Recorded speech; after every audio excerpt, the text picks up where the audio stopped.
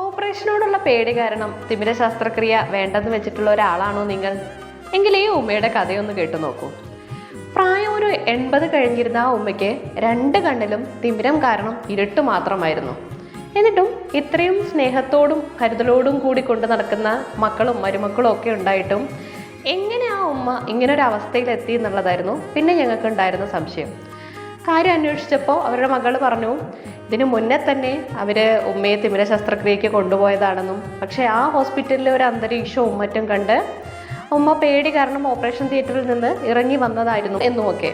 പക്ഷെ ഇപ്പോൾ അവരുടെ ഉമ്മയുടെ തൊട്ടടുത്ത് ഒരാൾ വന്നു നിന്നാൽ പോലും ഉമ്മയ്ക്ക് അറിയാൻ പറ്റാത്ത ഒരവസ്ഥയിലെത്തി.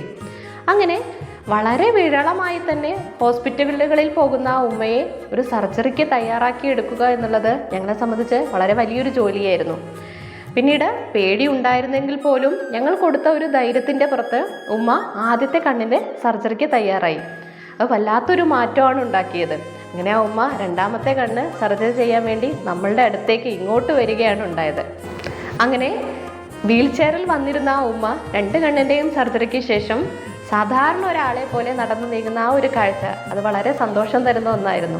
പിന്നീട് മറ്റൊരു ദിവസം കുറേ മധുരപലഹാരങ്ങളുമായൊക്കെ സന്തോഷം പങ്കുവയ്ക്കാൻ വന്ന ആ ഉമ്മയെയും കുടുംബത്തെയും ഞാൻ ഇന്നും ഓർക്കുന്നു. കണ്ണിന് പറ്റിയ ഒരു ഇഞ്ചുറിയുമായി രാത്രി വൈകി വന്ന ഒരു കോൾ. പരിഹാരം കാണുന്നതിനായി നമ്മുടെ ടീം ഒരുങ്ങി നിന്ന ഒരു കഥയുമായി വീണ്ടും കാണാം.